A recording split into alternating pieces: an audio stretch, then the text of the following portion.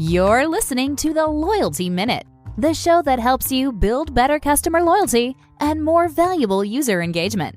With your host, Rob Gallo. Welcome, loyal listeners, to another episode of the Loyalty Minute. I'm your host, Rob Gallo, and today I'm eager and excited to chat with Ryan Cotes. Ryan is the Director of Digital Services and a partner at Ballantine, a third-generation family-owned direct mail and digital marketing company. He's an expert on everything from lead generation to marketing strategy for small businesses and loves to geek out on technical marketing talk. He's definitely in the right place on this show then. So welcome to the show, Ryan. Thanks for joining me. Hey, Rob. Yeah, super excited to be here. Good. So for those listeners out there who don't know who you are or what you do, perhaps you could share a bit about your background and experience. Yeah, absolutely. I'll start on a personal level.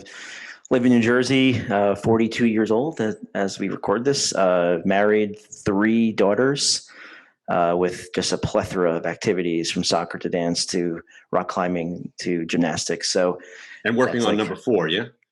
Absolutely not. No, we weren't even working on number 3, to be honest with you, but that's the way the cookie crumbles.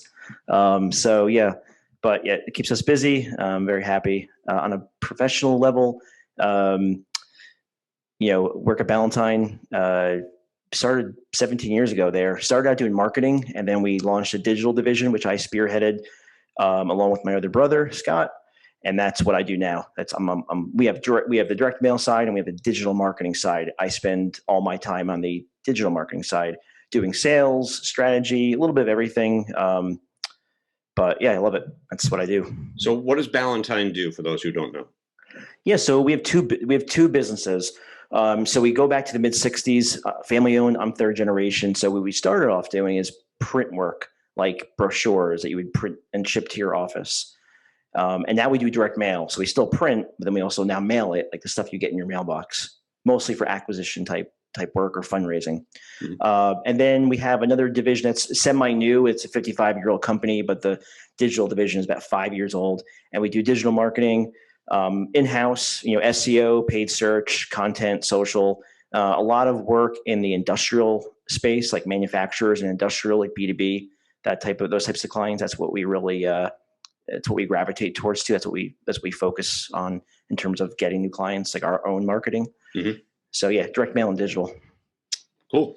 Yeah, I think there's a lot of credibility in direct mail still, if it's a good, nice piece, because it's easy. Everybody could do regular mail. I mean, email.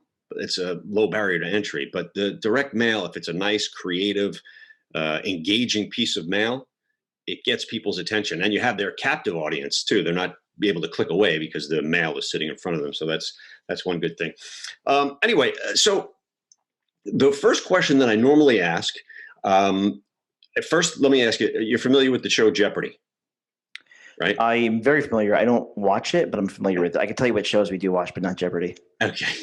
I know with 3 little kids, I'm sure it's probably some other interesting shows. But what we do is we try to answer the questions in the form of a story, so to say, where instead of just a generic answer, if you could relate it in some sort of story as what things mean to you, people take away a lot more context out of it. So the first question is, what does customer loyalty mean to you as a consumer, Ryan, mm-hmm. where brands that you're into, and why though? Like, what would a story be that would make you make listeners understand why you like this brand?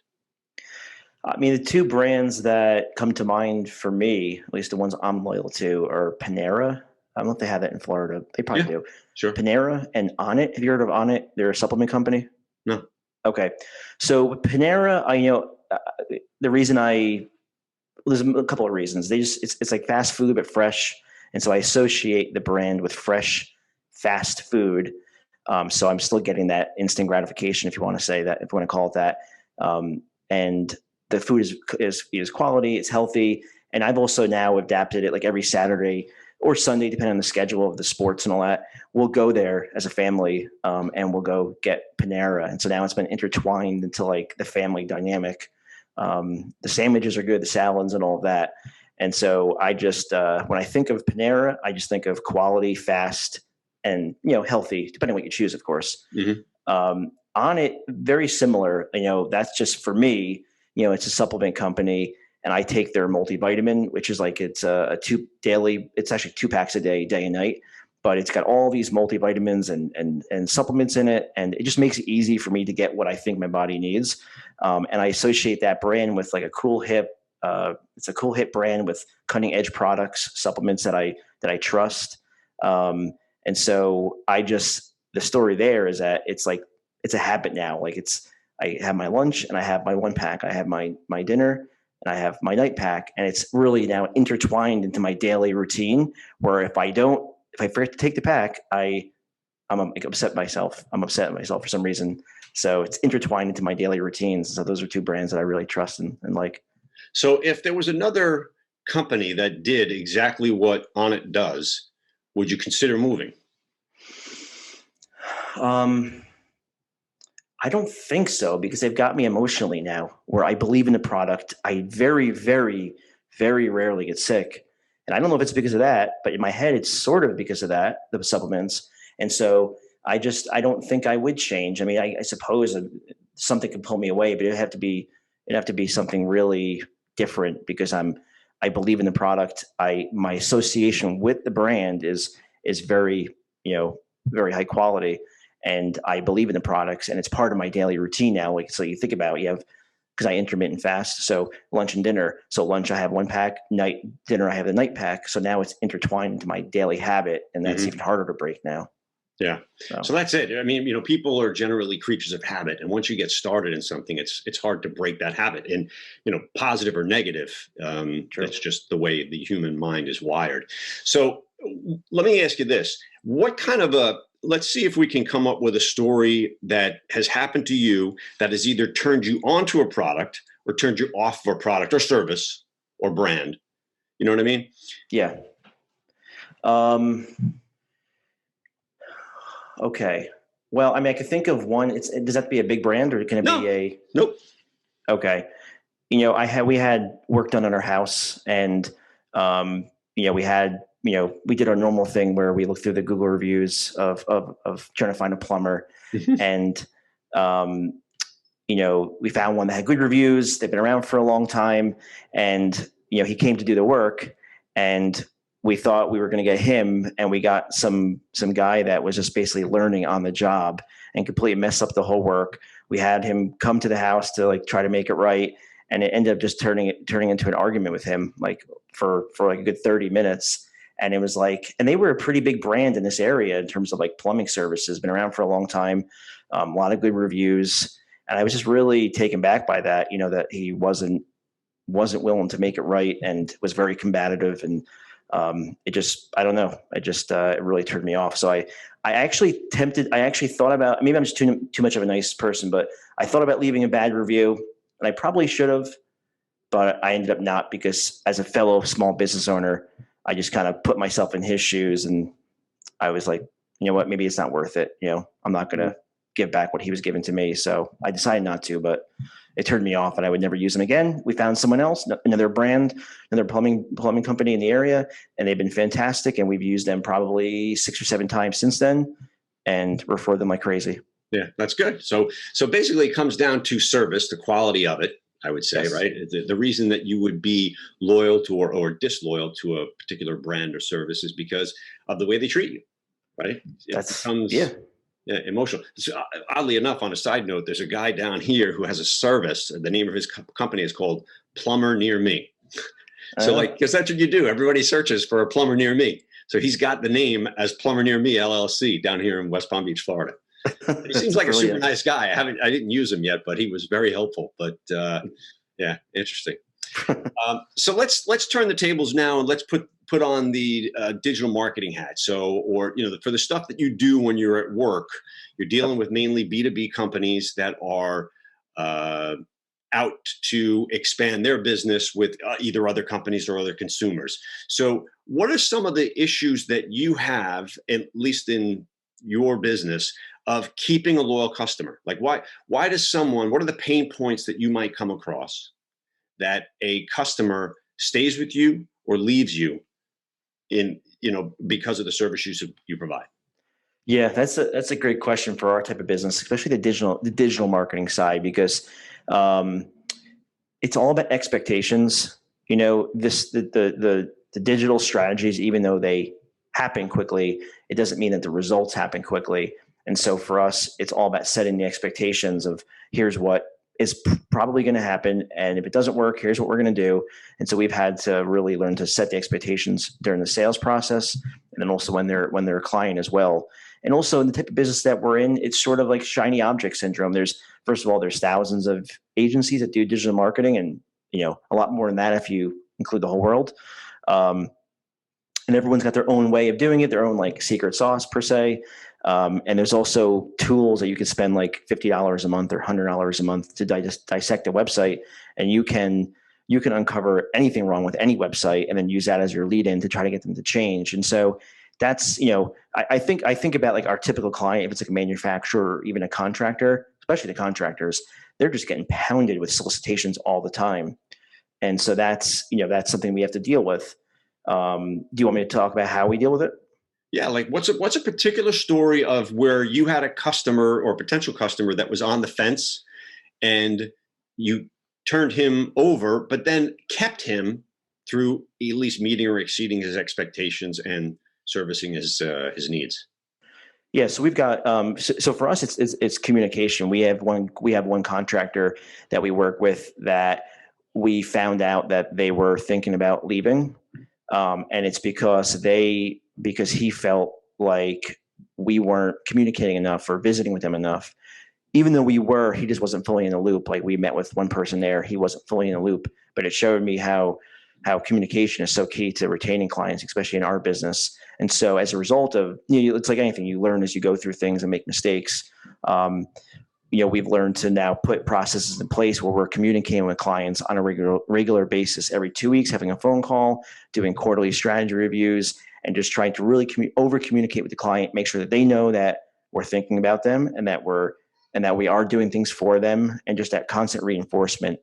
Because it's that story with the client who was going to leave because he thought we weren't doing that we were forgetting about his business, which wasn't true. It's just what he thought. And so we had to correct that. And that showed me that how key communication is, especially in our business. So it's more of a proactive outreach communication rather than reactive is what you're setting up now, scheduling specific calls with your team members and saying, make sure once a week or once every 2 weeks, you're calling this person, emailing them, letting them know where you stand and things like that. I think that's super smart, because you can't wait for customers to put yourself in the other guy's shoes. He's running his business. He doesn't have time to think about, what's Ryan doing for me, right? Ryan should be reporting to him. Ryan and his team should be saying, hey, this is what we've got. This is where we're at. This is what we're projecting. Yeah, I can get it for sure. Yeah, it's really, I think about like when we first started the digital side of the business, it's funny how you think you're doing a good job in that current moment. But then as you learn more and like continually improve the results, and we never used to have account managers. We never used to do bi-weekly phone calls. And so we were lacking like virtually all communication, but you live and learn. Yeah. Well, everybody has their own growing pains, but if you learn from them and move in the right direction, that's a positive thing. Unlike the plumber who came and screwed up your thing, he didn't kind of make it right to make you put yourself in a situation of writing a positive review, even though you didn't write a negative one. But he should have gone above and beyond the call. Maybe he just doesn't have the mental capacity to do so, but he should have went above and beyond the call to make someone who is unhappy become happy, because that's a true evangelist. Someone that was upset at first and then became more satisfied. So quick story, a guy was on the show months ago, and my avid listeners, I'm sure, are sick of hearing this story, but it resonates because the guy was on his way from Southeast Asia to England, and he had a stopover. From Australia to England, had a stopover in Southeast Asia. He gets off the plane on British Airways, and they tell him he needs a visa to stay overnight because it's an overnight flight. And he's like, what? Nobody told me any of this. So there's a big commotion. The next flight doesn't leave for the next day. He doesn't know what to do. Next to him, the other kiosk is Virgin Airways. And they say, they overhear it, say, come over here, we'll take care of you. We'll blah, blah, blah. They got him on the next flight with no issues. And he's been a Virgin Airways customer ever since. I've got a story too, similar to that, where making a wrong a right. So mistakes happen, but it's really an opportunity to, like you said, create a customer for life. And so we, on the printing side of our business, and this goes way back because they've been a client for, at this point, maybe 15 years, 10, 12, 15, somewhere around there. Life Alert, I'll mention the name, I've fallen and I can't get up. So they had problems with their, they print like these booklets and brochures, and they had a problem with their printer, and the printer just was like, sorry, we can't fix it. So they found us. I think it was a trade show. I can't remember because it was so long ago. They came to us, and first job we messed up, and I'm like, it just was bad timing. Mistakes happen, but like the first job after she had a bad experience with, I was like, but we made it right. And because we made it right, we earned her trust, and they've been a client for forever now. And it really it's ironic that making the mistake actually set the stage for a really long relationship because of how we handled it. Yeah. I think it could be an inflection point one way or the other. And I think if you do capitalize on it, like you said, it immediately says to that woman, these people are going to do what it takes to earn my business and make things right. I'm going to stick with them. Yep, exactly. So from an internal standpoint, you mentioned the company is 68 years old, I think. 55. 55. So do you have companies where you mention innovation and they think it's like a curse word? So these guys were on the print media side, you're trying to get them over to digital, and they're just, I can't be bothered, that old school. What do you do in that case? I mean, we see, because on the digital side, we work with a lot of manufacturers. We really see the gamut because these companies are actually making products. They're making things, widgets, seals, cables, assemblies, all these different random products. It's crazy. Now that we work in this market, it's amazing how many different little businesses there are that make things that we don't even think about, like things that go into a computer or whatever, cars and just everything. It's really crazy. And so we see the gamut where, some clients are very old school that don't even want a CRM for their sales process, to other clients that are like really impressive with the way they handle their manufacturing, the quality standards that they put in place, like Sigma 6 and all those types of programs, the way the assembly line and all the different processes they put in place. It's very impressive. I guess, for us, it's really to answer your question, what do we do about the ones that aren't? When they get to us, because they're thinking about digital marketing, they're already starting to think about, okay, maybe we should do something differently. Maybe we should do marketing, and what does that look like? We just try to tie it back to sales. Like, we try to create an emotional connection. Like, this is your website, it should work for you. Turn it into a lead generator, a silent salesperson, if you will. And so we try to tell them, like, this is what it could be. Right now you're relying on this. Well, what if we added this additional channel that would bring leads in for you that you're in? And it's hard for them sometimes to envision that because it's completely foreign. They haven't done it before. They can't imagine someone's Googling their random products that will then turn into a lead. Yeah. But nowadays it's any niche has searches happening. So it's possible. Mm. So let me ask you this, Ryan, in an ideal world, what would your customer loyalty and engagement strategy look like in the future? So doing what you're doing now, but what do you envision the future to be? Yeah, it's a good question because, like I mentioned the word Kaizen before, and how like year 1 versus now year 5 were totally different. I'm always trying to think of like, well, right now feels like we're doing good to increase customer loyalty and keep our clients happy. But are we? Like, what is 3 years from now? I'm probably going to say, oh, it wasn't good enough, So, I mean, for us, it's really communication and transparency. I think, I think if we could figure out a way to increase both of those, I think we're doing a decent job with communication. Like if we're speaking every 2 weeks, in between then the client's doesn't want to hear from us every day. Mm-hmm. I think it's more about the transparency. And I think we do a pretty good job there, but I think it could be better. And I think that's what a lot of brands want. A lot of clients and customers want. They want as much be as transparent as you can. If things aren't working, give us the honest feedback. And I think that will create a deeper relationship for the future as well. Yeah. I know some other marketing companies are allowing customers to log in to like a client portal where they can see what's happening on their account. see the type of stuff that they're doing with SEO, SEM, click. And it's interesting. I mean, obviously, that's transparency in and of itself. The data's already there. It's not like you have to re-replicate it, reproduce it. So it's definitely something to consider, because like you said, I think people are going to start to become more, not self-service oriented. They still want you to do it, but they like to oversee it. You know what I mean? Especially for someone in the manufacturing space, to know that his widget is creating something in a gear and a cog that's making something else work is probably fascinating for those types of people. Yeah. And we're even seeing like the manufacturing industrial, they're becoming more sophisticated in understanding digital and wanting to know more and wanting to be involved and wanting their salespeople to be involved.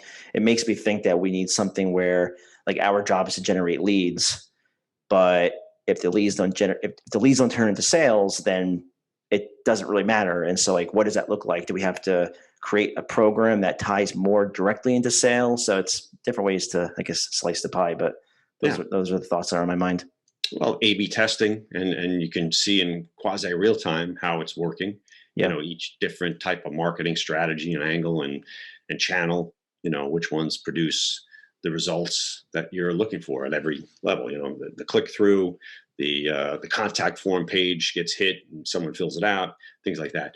But again, like I said, geek tech talk, we could do that all day. But I know the attention span of our listeners is they're a busy group of people that are marketing and loyalty program entrepreneurs that are managing, small to medium sized and even large companies. But let me ask you this, Ryan, what sort of actionable advice could you give to our listeners that they can implement today to help them attract and retain more customers? Yes. I like this question because this is something that we live and breathe in our own sales efforts and retaining customers. So for us, it starts, attracting, for us, it's really first of all, it's understanding and being clear on who you service best, like who is your target audience. It's not everyone. There are specific segments that you service the best. So being clear on who you service.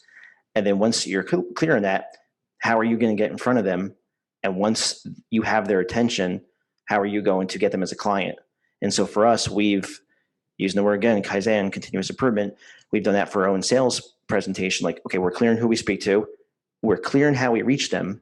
Once we get their attention, we have a whole sales process, like a presentation that we take them through, a screen share now, especially now, a whole presentation that's custom to them that we put a lot of effort into it, and they see that. And that's helped our close rate, if you want to use that word, a lot. And then once they're a client, going back to what I said before, setting the expectations, making sure that they're crystal clear on what to expect, and then what's coming down. Like we start, like here's what's coming up, and then just like I said before, the constant communication. The regular calls. If problems happen. Don't shy away from them. Don't run away from them, because that's going to hurt you. That's going to hurt you retaining them. They're not going to trust you. And so dealing with problems as they come up, and then constantly just showing that you're interested in their business, that you care. Care is a big word for us. If they have a question, get back to them. Maybe not immediately, because we're not on call, but quickly, like within the same day. Yeah. And so all those things, it's not like, and it's really not rocket science, but it's hard to do on a day-to-day basis. It's really, when you have multiple clients, it's hard to like keep that going, but it's really important. So, we do, but it's not easy. Yeah. Well, if it was easy, everyone would do it. I know that's a little cliche, but you're right. All right. We could talk about this forever, but if listeners want to get a hold of you, Ryan, what's the best way that they could do that for more information? Yeah. LinkedIn. I'm on LinkedIn. So Ryan, Ryan, Cote, Cote. And then our website is Ballantine.com, Ballantine.com. It's Ballantine, Ballantine.com. Great. Well, I want to thank you for taking the time and sharing your thoughts and insights with me and our listeners. And I want to thank our listeners for being loyal listeners and investing some of your valuable time with us. If you feel you received value from the show, we'd appreciate a 5-star review on your favorite podcast streaming service. If you know someone else who might enjoy listening to the show and receiving value from the podcast as well, please share. That's how we grow. To reference this and other Loyalty Minute episodes, please visit theloyaltyminute.com. Enjoy. Thanks, Rob. Thanks, everyone. Thanks.